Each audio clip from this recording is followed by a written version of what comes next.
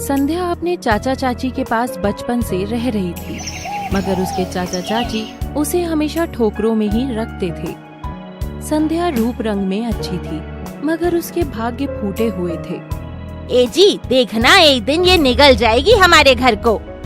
तभी संध्या की चचेरी बहन प्रिया आती है। माँ, आज मेरी परीक्षा है।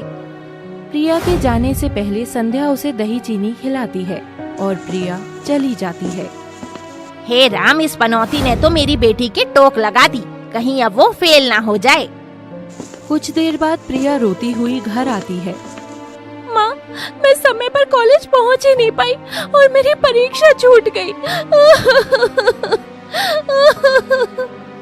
मैंने कहा था ना, ये पनौती हमारे घर का ग्रहण है। संध्या रोज रोज ऐसी बातें सुनकर थक चुकी थी। चाची सही कहती है, मैं ही पनौती हूँ, भगवान मुझे उठाता क्यों नहीं है। रोते हुए संध्या के कमरे में एक दुल्हन की तस्वीर लगी रहती थी, जिसे वो हमेशा निहारती थी। मैं जब भी दुल्हन बनूंगी तो इतनी सुंदर लगूंगी, ऐसा ही लहंगा पहनूंगी। अरे प्रिया की माँ, आज प्रिया को देखने लड़के वाले आ रहे हैं। बहुत ही पैसे वाले लोग हैं वो। अपनी बेटी राज करेगी, राज। प्रिया की माँ उसे तैयार करके ले आती है और संध्या तो बस नौकरानी की तरह मेहमान का चाय नाश्ता करा रही थी। तभी लड़के की नजर संध्या पर पड़ती है। माँ बाबा, मुझे लड़की पसंद है। भाई वाह, ये तो चट मंगनी पट बिहा वाली बात है।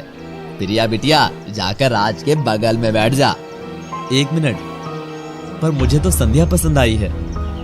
ये सुनते ही सब हैरान हो जाते हैं। अरे राज बेटा, संध्या तो नौकरानी है।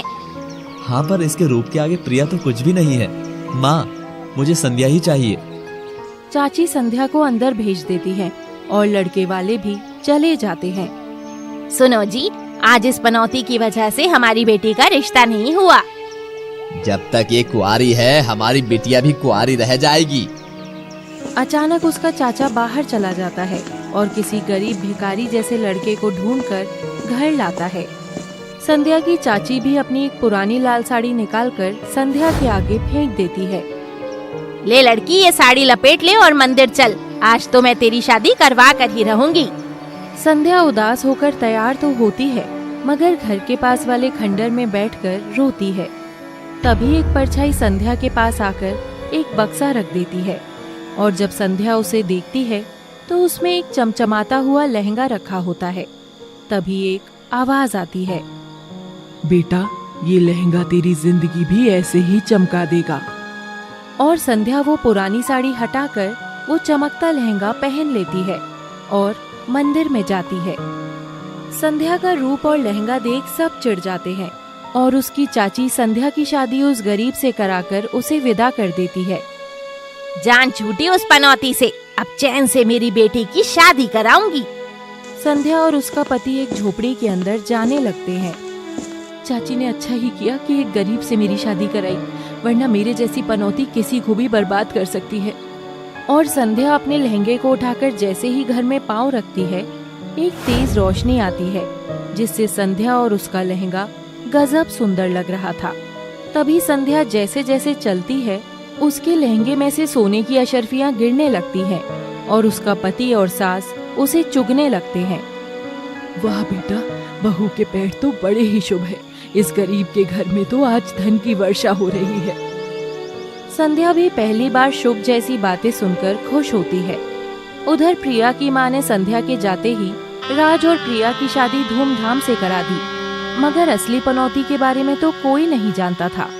वक्त बीतने लगा। उधर राज को व्यापार में इतना घाटा हुआ कि राज और उसका परिवार एकदम गरीब हो गया। दूसरी ओर संध्या के शुभ कदम और जादुई लहंगे ने उसकी झोपड़ी वाली जिंदगी को महल में बदल दिया था। एक दिन प्रिया और उसके चाचा चाची संध्या से मिलने उस झोपड़ी वाली जगह पहुँचे, मगर अब वहाँ आलीशान महल था। संध्या उनको बैठाती है। बिटिया, ये सब कैसे हुआ? संध्या कुछ बोलती उससे पहले ही लहंगे से रोशनी निकलती है। तुम सब पागल हो।